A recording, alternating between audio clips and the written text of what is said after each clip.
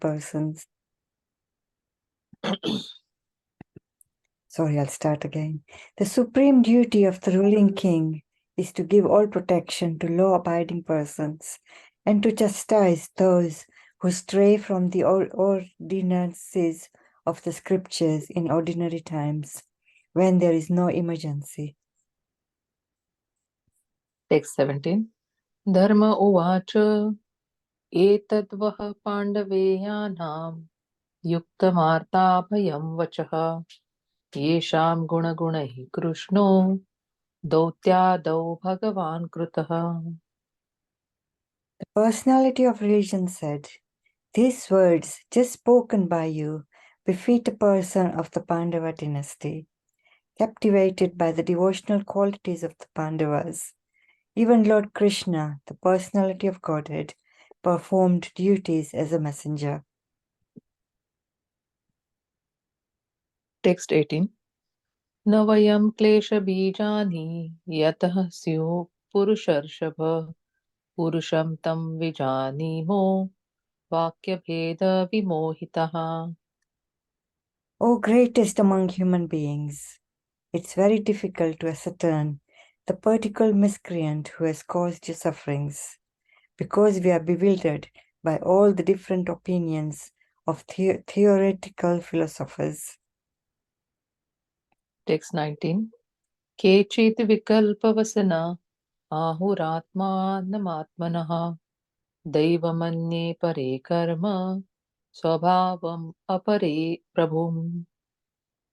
Some of the philosophers who deny all sorts of duality declare that one's own self is responsible for his personal happiness and distress.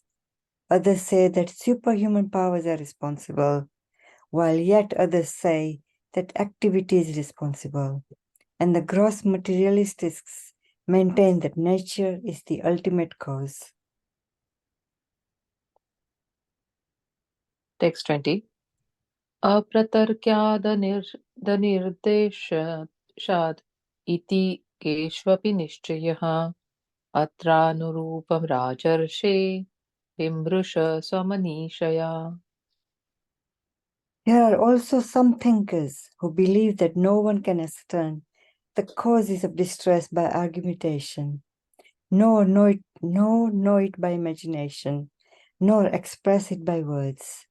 O sage amongst kings, judge for yourself by thinking over all this with your own intelligence. Text 21. Sutta uvacha evam dharme pravadati sa sambrak chitvicha sattamaha samahitena manasa vikhedah paryachashtatam.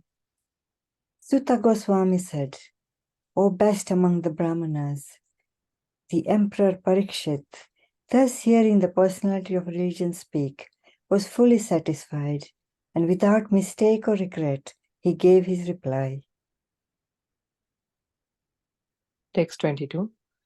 Raja uvacha dharmam pravishi dharmatnya dharmosi vrusharupadro yad dharma krutah snanam suchakasyapi tad bhavet.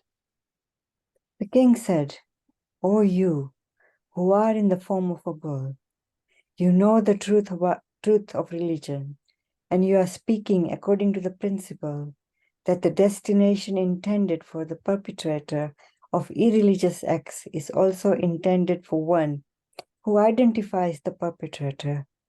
You are no other than the personality of religion. Text 23. Athava deva mayaya nunam gatira gochara chetaso vachasaschapi bhutanamiti nishchayaha. Thus it is concluded that the Lord's energies are inconceivable. No one can estimate them by mental speculation or by word jugglery. Text 24. Tapah shaucham daya satyam iti padaha krute krutaha adharmam shestrayo bhagnaha smaya sangam adestavaha. In the age of Satya, truthfulness, Your 4 legs were established by the 4 principles of austerity, cleanliness, mercy, and truthfulness. But it appears that 3 of your legs are broken due to rampant irreligion in the form of pride, lust for women, and intoxication. Text 25. Idanim dharmapadasте satyam nirvartayettatah tam chikrushatya dharmoyam anrute naithitihi kalihi. You are now standing on 1 leg only, which is your truthfulness, and you are somehow or other hobbling along. But quarrel personified Kali, flourishing by deceit, is also trying to destroy that leg. Text 26. Iyam cha bhumirbhagavata न्यासितोरुभरासति श्रीमद्भित Shrimad श्रीमद्भिस्तत्पदन्यासेः सर्वतः कृतकौतुका. The burden of the earth was certainly diminished by the personality of Godhead and by others as well. When he was present as an incarnation, all good was performed because of his auspicious footprints. Text 27. शोचत्य Shukla Sadhvi दुर्भगे वोचिता Sati अब्रह्मण्या नृपव्याजाः शूद्रा मोक्षन्ति मामिति. Now she, the chaste one, being unfortunately forsaken by the personality of Godhead, laments her future with tears in her eyes, for now she is being ruled and enjoyed by lower class men who pose as rulers. Text 28. इति धर्मं मही चैव सान्त्वयित्वा महारथः निशातम् आददे खड्गं कलये धर्महेतवे.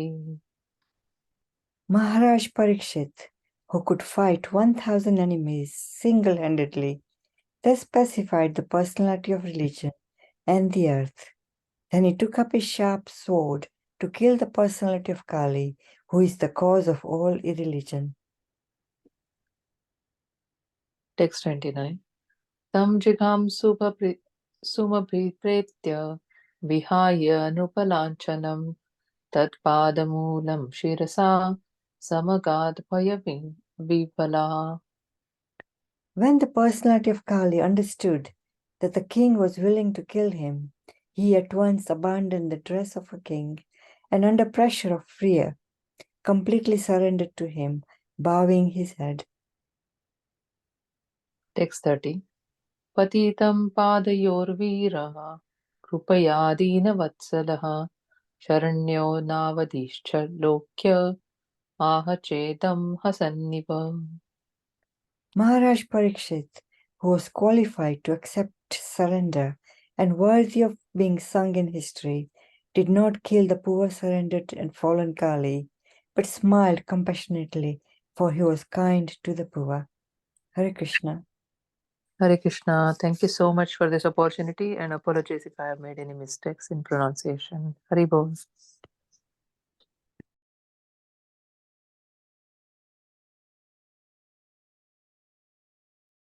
Hare Krishna, dear devotees. Thank you for the wonderful recitations. Hare Krishna. Do I have rights to share the screen? Just would like to double check. Yes, Prabhu, you have the rights. I've made you host. Okay, wonderful. Om Jnanatimirandasya Gyananjana Shalakayam Chakshuramilitam Yena Tasmai Shri Gurave Namaha Namam Vishnu Pade Krishna Pristaya Bhutale Srimate Bhaktivedanta Swaminiti Namine Namaste Saraswati Deve Gauravani Pracharine Nirvishesha Shunyavadi Paschatya Deshatarine Jai Shri Krishna Chaitanya Prabhu Nityananda Shri Advaita Shri Vasari Gaura Bhaktavrinda Hare Krishna, Krishna Krishna, Hare Hare, Hare Rama, Rama Rama, Hare Hare. Panchakalpa Turupyascha Kripa Sindhu Vyayevacha Patitanam Pavinebhyo Vaishnavabhyo Namo Namaha. Hare Krishna, dear devotees. Thank you again for inviting me for the chat group, the chapter day discussions. So without further ado, we can start with the presentation, with the discussion. So I'm going to share just the screen of the verses that we are going to be discussing today. And I believe it's 21, 22, and 23. Just to give a summary of what's actually happening is that Parikshit Maharaj to this point was listening to the wonderful arguments, logical arguments by Dharma personified. And these arguments took varieties of angles on assessment. It's a basically assessment of who is at fault, right? In the material world, usually when this question arises, whose mistake it is, straight away we have 1,000 names in our mind, and amongst those 1,000 names, definitely not ours. So the reason why this section is so important for practicing devotees to sort of understand and absorb is, which offers us a logical and satisfactory answers to the process of understanding why we are struggling. So the principal miseries of the material world, the kleshas, adidevika, adhyatmika, and adibautika, which come from different living entities, from our mind and from our body and from the devatas. And on many occasions, we usually have the tendency to say, yeah, it's someone else's mistake, the reason why I'm in a particular position. So this logical presentation of Dharma personified was so satisfactory to Parikshit Maharaj that in these 3 verses, basically, he will voice his satisfaction. So in the verse 21, it is said, Sutta Goswami said, "Best among the Brahmanas, the Emperor Parikshit, thus hearing the personality of religion speak, was fully satisfied. And without mistake or regret, he gave his reply." So it was not just an ordinary bull. It was bull which was very, very well versed in philosophy and the Vedanta and all the sort of subtleties of psychophysical nature of the material world. And he gave very satisfactory answer to why we actually struggle, why there are punishments in the material world, why we are in a certain situation, in certain circumstances, which we obviously don't want to be in. So Prabhupada writes, unless one is perfectly conversant within the law of the Supreme Lord, one cannot speak such things touching philosophical truths. So this is a very interesting concept. Yesterday I met with a very wonderful devotee, very wonderful Vaishnavi, senior Vaishnavi disciple, Bhakti Tirtha Maharaj. And she's a psychiatrist by profession. And we've been discussing the really, really important impact of the philosophy on life of individuals or in practicing devotees. So you see, 99.99% of the population on this planet are on the mental platform, on the platform of thinking, feeling, and willing. And this platform is a good platform if you're a pure devotee. If you're a pure devotee, your feelings, thinking, and willing is all connected around how to satisfy the Lord and how to understand the absolute truth. On the other hand, if you're not a pure devotee, then there's a struggle, because the mind is giving a lot of struggles and a lot of obstacles to actually fully understand and absorb ourselves in Krishna consciousness, especially the concept of feeling. I'm not saying feelings are bad. No, don't get me wrong. But feelings are bad if they're separated from also intellectual platform. So how many times we had discussions, I had discussions on the streets, on book distribution, and try to present the absolute truth to people which are just sentimentally, blindly believing to something without utilizing the intelligence. Prabhupada said something very interesting. Don't surrender your intelligence, surrender with your intelligence. And this is very, very crucial construct that we as Krishna conscious family or Krishna conscious society are offering to the public. Surrender with your intelligence. This is very important to understand. So here we can see how Dharma personified was offering solid reasoning amongst very, very bad circumstances. So Dharma personified in the form of a bull was beaten up by Kali, this Shudra, black-bodied Shudra in the garbs of Kshatriya, and he was beating up his legs. He was beating up his legs, and Parikshit Maharaj was like, what's happening? Why is this? Why are you struggling? Who did this to you? What is the situation behind this? As a correct king, he tried to understand the circumstances of what he was seeing in front of him. And Dharmaraj gave this beautiful presentation that who's actually in mistake. And he comes to the conclusion, and this is very difficult thing to swallow for us as, practicing devotees, that don't put the blame on the agents of your karma. Don't blame agents of your karma. Get this mantra and try to meditate on it. Don't blame agents of your karma. Anything and everything which is happening in your life, as difficult as it may sound, is the result of your consciousness. Your consciousness, my consciousness, everyone's consciousness. Everything which is happening. It's very cruel to digest. So many questions may raise. Why are bad things happening to good people? And the answer is very simple. Because we sort of redirected our attention towards material lifestyle, rather than to the spiritual. So in another verse, in the verse 22, there's Prabhupada says, the king said, "Oh, you who are in the form of a bull, you know the truth of religion, and you're speaking according to the principle that the destination intended for the perpetrator of religious acts is also intended for one who identifies the perpetrator. You are no other than the personality of religion." Boom! Who can have such amazing knowledge than Dharmaraj himself? Let's look at the Sanskrit. Dharmam, dharma, dharmo, adharma. So in this small verse, 1, 2, 3, 4 times the term dharma is being mentioned. So here,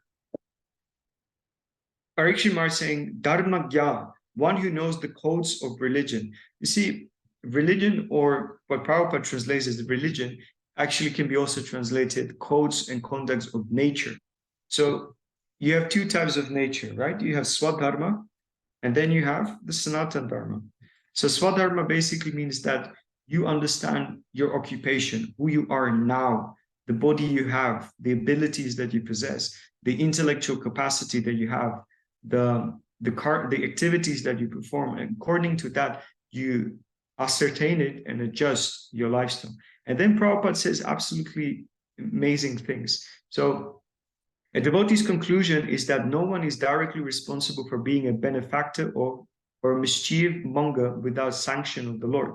Therefore, he does not consider anyone to be directly responsible for such action. But in both the cases, he takes it for granted that either benefit or loss is God sent, and thus it is his grace. So difficult to sort of understand.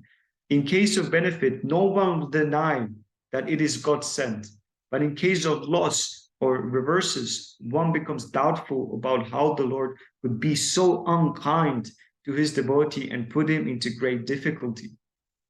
Right? Do we have the consciousness like this? We can see God, oh my goodness, everything is perfect. This is Krishna's blessing. But who says everything is miserable? This is Krishna's blessing.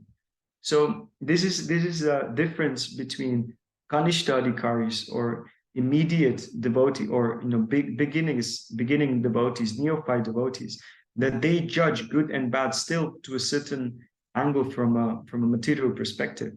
But a pure devotee, he sees all these reverses, good or bad, from a completely different platform of vision.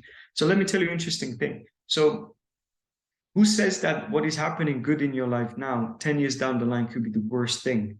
And who's saying that the best thing which happened to you in your life 10 years down the line would be the worst of curses? So how do you know that the reverses, the sukha dukkha, the good and bad, is actually and truly good and bad? So this is why devotees, the pure devotees, or at least Madhyama devotees, medium devotees, they have a certain aloofness, I'm not saying aloofness in the sense that they are not able to rejoice or invest feelings when something negative happens. Rather, they appreciate the emotional sentiment of the particular moment, but they see a greater picture. They don't invest so much into it. Therefore, what it means that for practicing devotees, we are learning tranquility, we are learning restraint, we are learning tolerance, we are learning to observe our life from a spiritual perspective, from the perspective of the Shastra. And this section is very, very important for us, because instead of seeing the hand of Krishna only in good things, we learn to see Krishna's hand also in the bad things, which means that diamonds are made under pressure. If you want to have an apple juice, or if you want to have an orange juice, what do? You take oranges and apples and you squeeze them and you get the juice out. So for Krishna consciousness, this means the same thing. Many times when we are squeezed as devotees, when we are squeezed due to circumstances, the real essence comes out. And sometimes it's ugly, sometimes it's not really nice, but this ugliness can actually lead to transformation. So yeah, diamonds are made under pressure. If no pressure is applied, no diamonds will be around. So this is what Krishna consciousness means. It means that we see Krishna's hand also in the negativity. Who was this? It was someone said that good times are very good teachers, but bad times are even better. So there's this circle. You can draw this mental circle. It is said that good times are creating weak men. Weak men are creating bad times. Bad times are creating strong men. And strong men are creating good times. So it's a circle. It's a circle. So even bad things are giving us opportunity to rise beyond and go beyond. Thus, for a devotee, the identifier is equally a sinner, like the mischief monger. By God's grace, the devotee tolerates all reverses. Maharaj Pariksit observed this, and therefore he could understand that the bull was no other than the personality of religion himself. In other words, the devotee has no suffering at all, because so-called suffering is also God's grace for a devotee who sees God in everything. And let me tell you another secret. So for a pure devotee, and this is an interesting concept, pure devotee has no karma. Pure devotee has no good karma or bad karma, because his slate of karmic reaction is nullified, it's clean, done, nothing is there, nothing's on the plate. But good Uttamadhikaris or pure devotees still go through challenges and difficulties. And the reason for this is because they would teach others how to deal with good and bad situations, right? So pure devotees go through traverses or good things for the benefit of others. And the last verse, verse 23, thus it is concluded that the Lord's energies are inconceivable. No one can estimate them by mental speculation or by word jugglery. And Prabhupada writes in his purport, the question may be raised as to why a devotee should refrain from identifying an actor, although he knows definitely that the Lord is ultimately doer of everything. Knowing the ultimate doer, one should not pose himself as ignorant of the actual performer. To answer this doubt, the reply is that the Lord is also not directly responsible, for everything is done by his deputed Maya Shakti or material energy. The material energy is always provoking doubts about the supreme authority of the Lord. How is this possible? Just recently I mentioned that Krishna put the tribulations or positivity in the heart or in the path of a pure devotee. You see, as we are raising our consciousness through the different stages, from neophyte devotee to medium devotee to a pure devotee, what it actually means that we transferring our lifestyle, or we transferring our consciousness from material consciousness to spiritual consciousness. And as we're doing this transition, sometimes we're less inflicted by material nature, sometimes we more afflicted by material nature, sometimes we're more under the potency, internal potency of the world, sometimes we are less.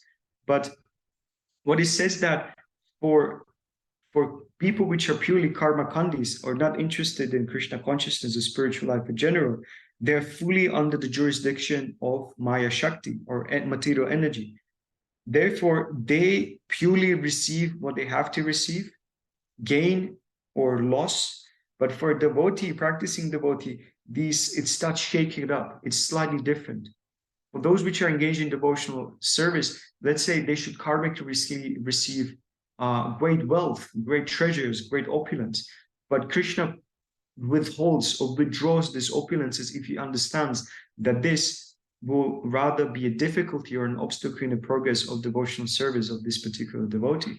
So the more and more you are a devotee, the more and more Krishna takes charge of your life. And then more and more your karmic balance becomes, here, there, everywhere. It becomes very, very much different. Therefore, the Jyotish, those which are practicing astrology, they cannot actually ascertain the future of a devotee. Prabhupada says, this doubtfulness was due to the contamination of both Kali and the material energy. The whole atmosphere of the age of Kali is magnified by the deluding energy, and the proportion of measurement is inexplicable. Yes, you don't need to be a scholar to fully understand that how the material nature is inflicting, how Kali is sort of taking his hold, and no one needs to tell us that there's struggling outside, that there's miseries outside, that people are upset and unsatisfied in their lives. Therefore, Krishna consciousness is offering this sort of a shelter to the contamination of the age of Kali.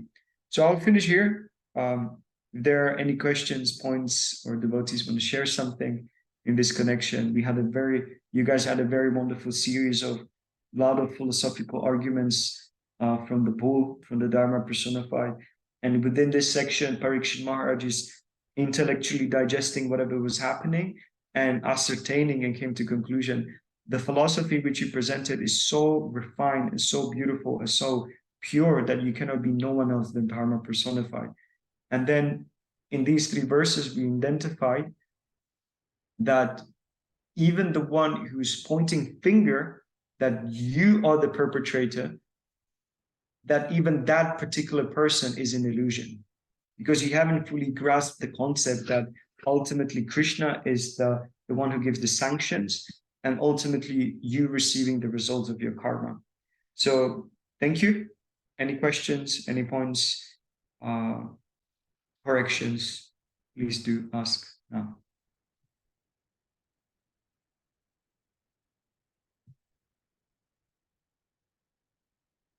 I hope I was not speaking too quickly. I just tried to keep my dopamine levels up because it was really, really long day. For those of you, there's also an option to send me a personal message.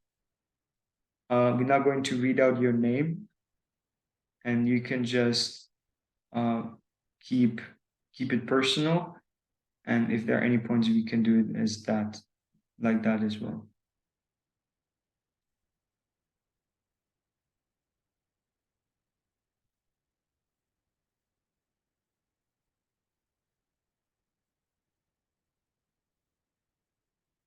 No questions? Okay then. Okay, since there are no questions and no comments, thank you so much for a kind time. Yeah, Hare Krishna. Thank you very much, Prabhu. Thank you very much for your wonderful class. Thank you, Prabhu. Thank you, Hare Krishna. Hare Krishna. Thank you so much, dear devotees. Have a lovely rest of the evening. See you. Hare Krishna. Thank you, Hare Prabhuji. Krishna. Good Hare night. Krishna. Thank you, Prabhu. Hare Bol. Good night. Hare Krishna, Prabhuji. Yeah, thank you, Prabhu. Hare Krishna. Hare Bol. Vachakalpatarupis Chakrapasya Sasindhutya evacha patitanam pavanebhyo Vaishnavyo Vaishnavebhyo namo namah. Jai Shrila Prabhupada ki. Jai. Jai.